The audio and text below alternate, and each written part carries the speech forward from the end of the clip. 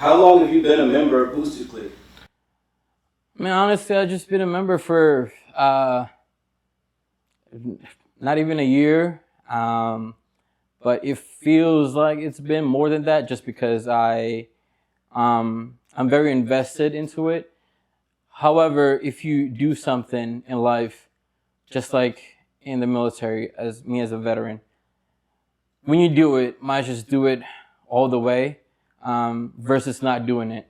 So for me, just it's either be about it or don't do it. So tell me about your car. What's your daily driver there? So my daily driver is a Subaru Ascent, which is outside. This is the project car that's been through a lot.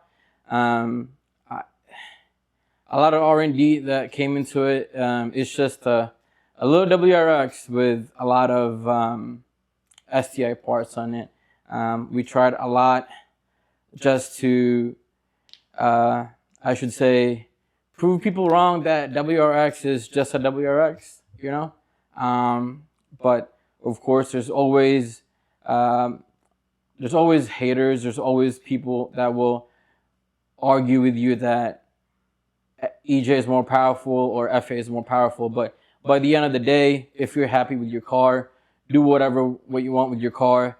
And I take one of my mentors' words: do whatever what you want with your car, but put quality parts on it. And that is Bradley Bishop. For sure. All right. Tell me this. Do you think TE37 wheels are overrated? So a lot of people will say it's overrated just because they don't understand the metallurgy of it. As me as a person, I have a background in engineering and non-destructive testing inspector. I would say it's not overrated if you really understand what you're paying for. It's a forged metal with a lot of R&D on it. Maybe the price is a little bit too high, but I also understand the business aspect of it. A lot of people know that TE37 flexes. The alloy of the material, it flexes in order for the tire to adjust and to have a good grip on the track or even on a daily. So I don't think it's overrated. People just don't understand. People don't understand how much of research and development that these engineers put in this work. And that's the reason why it's pricey. Do I think it's a little bit pricey? Yes and no. Yes, because it's $4,000 for the time attack, right? For the T37 time attack, and for the T37 SL Saga, that's also $4,000. But it has different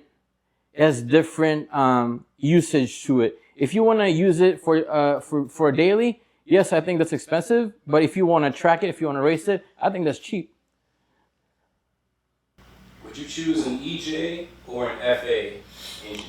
So I would choose an EJ just because of the power. The reason why I have FA, like what I mentioned earlier, I want to prove it to people that they're wrong at some point, at some aspects. And WRX has the capabilities of having that power. However, you have to do a lot of research on it. You have to put a lot of money into it in order to keep up with the EJ. Yes, for sure, EJ is faster. A lot of people mod their car and they go, hey, I want 800, I want 1,000 of it, but they don't really understand the balance of the car. The grip is more important. So tires for me is very important. Wheels for me is very important, and suspension, because for me, I'm not gonna mention his name. He's a famous tuner, but me being transparent, I'm not trying to badmouth him. He's very big in the industry. 1,000 horsepower, right? But the car goes all over the place. That's fine. But if you put a lot of overbuilt suspension or just a little bit of sway bar, maybe it wouldn't go that way. A lot of people don't understand that. But that's my take into it. A lot of people will hear this and they have their own opinion, but I would say do your research. I'm still doing my own research until now, even though I own a small business. I still have a lot of mentors. I listen to them and I put it on the car, and that's why I invested more than 70 grand on parts alone. But it's worth it because when I say do this on your car, I'm not just selling it to you. I'm telling you because I have tried it, and a lot of people, a lot of my customers, a lot of the members tried it, and it's effective, you know. So I'm just not like an ordinary dealer who just wants to make money. Like before I tell you to do this, I made sure that I tried it myself already. So, what is your dream car? So my dream car was a GT3 RS. However, I am a very realistic person. So my dream car right now is another GTR R35. And I'm very glad that I bought one. I bought one for my wife. And again, this is very corny and cliche. Happy wife, happy life. But I got her that. And one reason too, because I want to learn it. I just don't want to jump into it and, you know, break stuff. And I break a lot of stuff. So that's my dream car. And I want to add on to it too. Just because I've been around in the car industry and I helped a lot of people in terms of building their cars. For me right now, the second dream is I just want to help people, especially the, you know, people in Team Gen Speed that I financially, you know, put money into their cars and, you know, they pay little by little just because I want to help them. My dream for that team is to have a dream team. When I say dream team, have Gen Speed having all builds, all quality builds, and yeah, that will make me happy. That will be my second dream car, or say cars, to make people happy on their dream, as I promised them. But again, back to the question, is GTR R30 another GTR R35? Maybe there's gonna be another one after that, but for now, that's another dream car. So, in your own opinion, what's wrong with today's car scene? Oh man, I can't even. Well, let's lock it down to this. What's wrong with the Savannah-Hinesville car scene? All right, so I just moved here in Georgia, and I'm from New York. I'm proud to be a New Yorker. I'm proud to be from New Jersey. You know, so if you're from this town, right? If you're from Georgia, and someone will ask you, is there a good is there a good car scene here? If it's bad, then put an effort on it to make it good. Because that's car culture. That's what I'm used to in the north. Maybe up here it's more on the truck, but for me nothing is possible. Nothing is impossible, right? Like I came from very poor, dirt down. When it rains, I used to chase, like, you know, our ceiling with my dad because it was like a coconut leaf. So that was the impossible. That was the story before. And now that I'm here, I'm not rich, but I made some dream possible. I made some other people dream possible. So having that mentality, if you're from here and you think it sucks, put a little effort, you know, do some podcasts, organize some shows and inspire people, motivate people instead of you saying that, oh, there's no good car scene here. Like, that's just bad mentality, man. Like for me, no, like I just moved here and I'm doing this. I want to make the culture look good and I want to improve the community. I don't know. Some people might think that, you know, oh, he's cocky or whatever. But before I close my eyes and I fall asleep, I'll say, man, I think I did some good things, and tomorrow we'll go again. We'll go at it. So just keep going. Be tenacious of your work, and keep improving your own community. And the word will spread, and they will see it, and they will see that good vibe, and they will follow that one. So tell me what's going on correctly. What's right with the car community around you? What's going on? What are some good things? Well, the car community, I mean, what's right? There's a lot of right things. I'm grateful that I'm in a good circle. I always want to mention his name, Walter Riggs. He's with GenSpeed for a while now, and he always reminds me. Well, not always. He told me once, and then he reminded me the second time.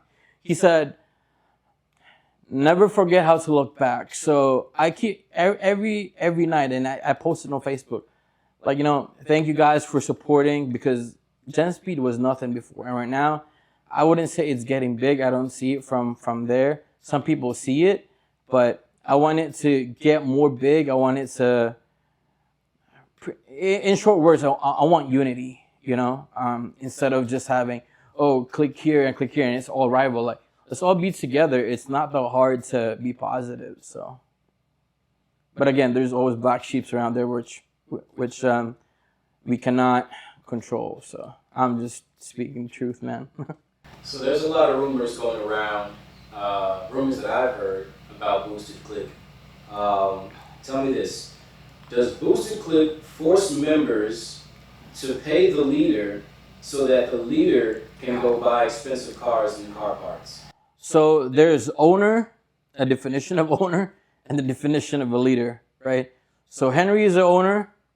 Some people, but I looked at him differently because I have a different relationship with him since helping my family. I wouldn't say, yeah, he collects $20 for every month. I paid the whole entire year just because I see the vision, like during car shows or whatever. He's very transparent to it. He posts it on, like, he screenshots it, and then this is the